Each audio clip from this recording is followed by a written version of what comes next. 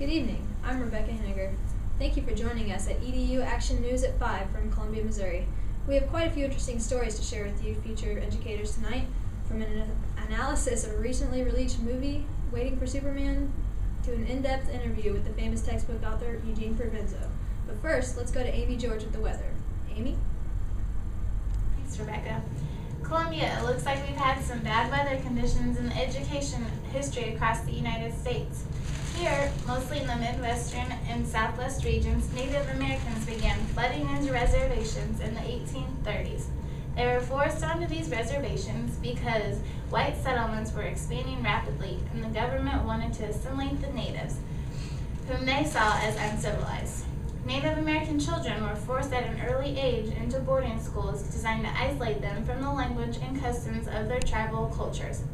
In African American history, some chilling results show that between the years of 1800 and 1835, laws were passed making it a crime to educate slaves. Later, racially segregated schools were widely established until the Supreme Court ruled them unconstitutional in the 1954 Brown v. Board of Education case.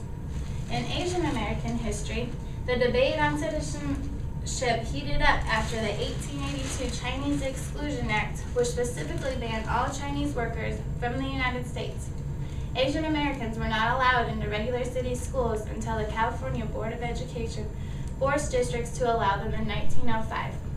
In Hispanic American history, some stormy conditions occurred when in the 1850s and 1870s, California and Texas law required English as the language of instruction, even though most of the state's land originally belonged to Mexico, and large percentages of the school population were Mexican. Mexican schools were in poorer condition. Their children used books discarded by Anglo schools, and Mexican teams were not allowed to participate in Anglo athletic leagues. Well, that wraps up the educational climate of the 1800s and early 1900s. My next segment will cover the current conditions of race relations today. I'll let you know if discrimination is still darkening our skies or if the nation is clear for equality. Tune in tomorrow at 5 to find out. Back to you, Rebecca. Thank you for that insightful yet disheartening look on educational history, Amy. Now in tonight's entertainment segment, we go to Robert Costanzo with the full story on the new controversial documentary about the state of education in America, Waiting for Superman. Well, Robert, what do you think? Honestly, Rebecca, after I saw this film, I left the theater angry, disheartened, and to be quite honest, a little embarrassed at how this powerful documentary portrays how bad our public school system has gotten. The film's main focus is on 5 children from various parts of the country, all of who live in some of the worst public school districts in the United States. The movie follows their stories as they apply for spots in exclusive charter schools through a lottery system. Watching these kids and their families go through this process is almost cruel, as their futures are left up to the off chance that a ping pong ball bounces their way or their name is drawn from a hat of over 200 other names for just 50-some spots. The film also bashes America's educators and the idea of tenure. Tenure is awarded to an educator after a certain number of years teaching and is contractual right not to have his or her position terminated without just cause. In some cases, this can lead to reduced effort and accountability on the part of the teacher. I was lucky enough to have the opportunity to speak with 2 professors from the University of Missouri's College of Education, Leah Neer and Robbie Schulz, on this controversial issue. When asked how they felt immediately after watching Waiting for Superman, both were sad and obviously moved by the documentary. Robbie Schulz stated, "The system is broken. There has to be a better way. There are too much inequities." When asked what their thoughts on tenure were, both women agreed that it is outdated and should no longer be used.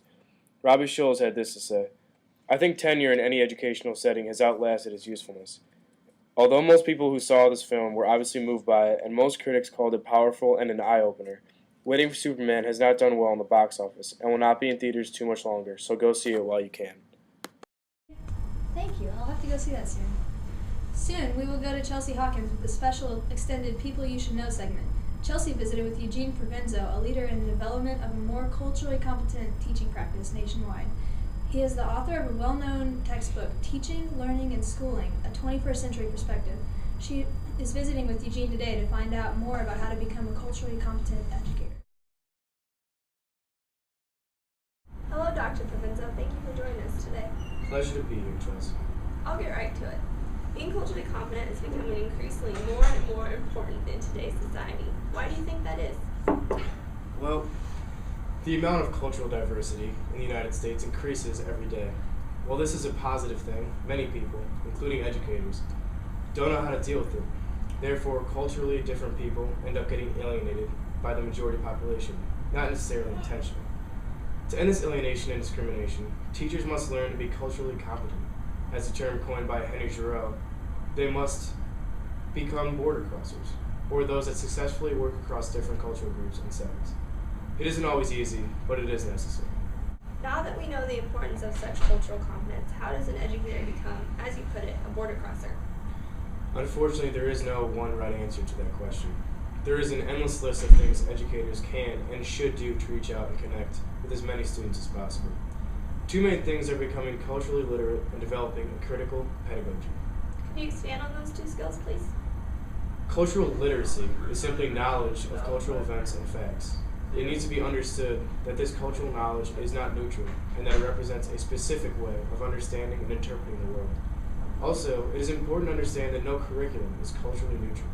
It almost always represents the interests of those who created it. There is a specific body of cultural knowledge that it has been decided American children need to know.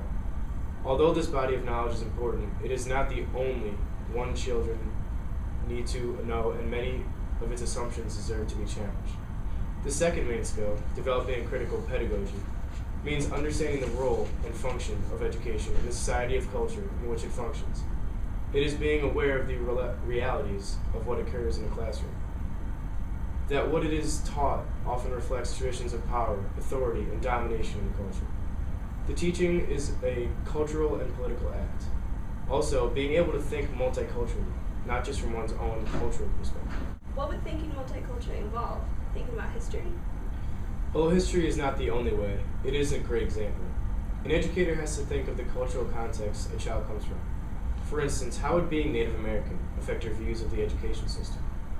The boarding school movement in the 1800s and early 1900s robbed the Native people of their culture, language, and freedom.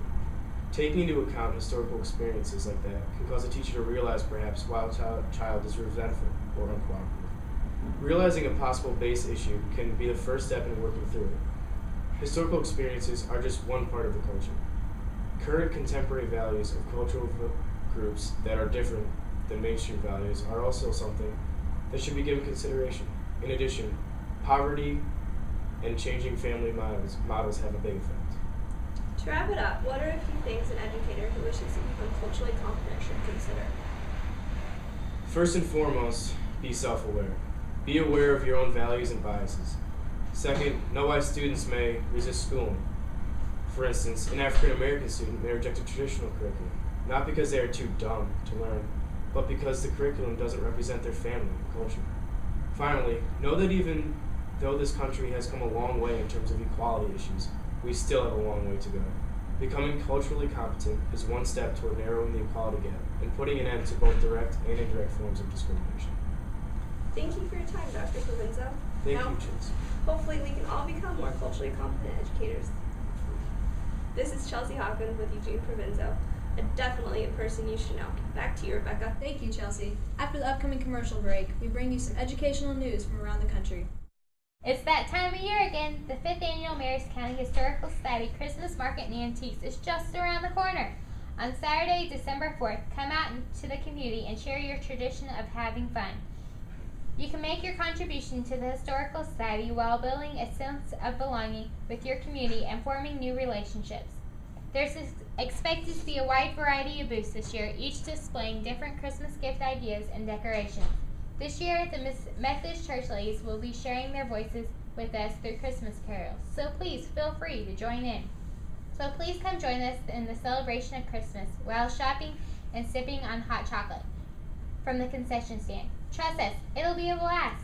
Put it on your calendar, Saturday, December 4th, the Historical Society Christmas Market and Antiques. It will be located at the Marys County Historical Old Jail Museum. Hope to see you there, and Merry Christmas. What a fun event to go build a sense of community. Now we will share with you some educational news from around the country. First, let's talk with Amy. Amy, you recently visited Arkansas to follow up on a story, correct? Yes. In Pleasant Plains, Arkansas, a school board member who said on Facebook that he wanted homosexual students to kill themselves has resigned from the panel. The Midland School Board said that Clint McCants submitted his resignation letter Monday. McCants posted his remarks in reaction to a campaign asking people to wear purple October 20th to show solidarity after several gay and lesbian youths killed themselves after they were bullied.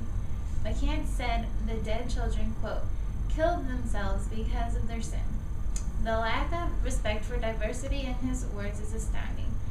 Although tolerance and understanding is increasing, U.S. remains very homophobic, as Mr. McCants demonstrates. And this is a big issue since approximately 10% of the youth population in the United States is homosexual or bisexual. Also disturbing is the fact that social problems and conditions in the larger society tend to be reproduced in schools. Therefore, if homophobia is allowed or even present in the community, then it is perpetuated in the school environment. Well, I think we can all agree that the Pleasant Plains School Board made the right choice by removing Clint McCants from service. Chelsea, you visited Kansas to follow up on a story, didn't you? Hopefully the story is not as troubling as Amy's. Thankfully, it's not, although it is still a very important and disconcerting issue. A group of public school districts in Kansas are suing the state, claiming state funding has unconstitutionally shorted students. I visited Shawnee County School District, which is at the heart of a legal struggle that really exemplifies just one of the ways the federal, state, and local components of education can clash. With as much distance as there is between the State Department and the Commissioner of Education and the local district principals and teachers, it is not surprising there is often conflict. The national education system is a complicated one full of different levels, branches, departments, positions, etc. This complication is part of what has led to the lawsuit against the state of Kansas. The lawsuit, filed in Shawnee County District Court, alleges that the state failed to provide sufficient money to comply with the current funding plan. While the court-approved plan called for $755 million in new funding, the legislator and governor have thus far cut over $303 million from the schools, the statement said. The lawsuit is claiming that action violated the Kansas Constitution in terms of the way schools are funded. We conducted further research into the funding sources of schools and found that the state responsibility for funding local schools has increased in recent years, although the majority of funding comes from the local school district tax base. Typically, less than 8% of the school funding is federal. Well, here's to hoping the state and these districts get this issue worked out in the best interest of the students. I agree. Now it's time for our Adopt a Pet segment. Maybe today's adorable little puppy can help meet your needs, and you can help meet his by taking him home. Today we have a 5-month-old male corgi puppy whose name is Boss. He is fawn and white in color. He is very energetic and would help build self-esteem in getting his new owner up and exercising when going on runs together. He may be small, but very mighty. He would be a great guard dog in keeping his owner safe. He is very loving, and his favorite thing to do is give kisses. He just recently learned how to fetch a ball. Boss needs someone to take good care of him and making sure he gets fed and bathed. So if you believe you are the perfect owner for Boss and having similar interests, is also energetic, loving, and protected, then please call 573-422-3333 and adopt Boss into your family. Again, that's 573-422-3333. Call if you want to give Boss a new home. Well, that wraps up the EDU Action News at 5.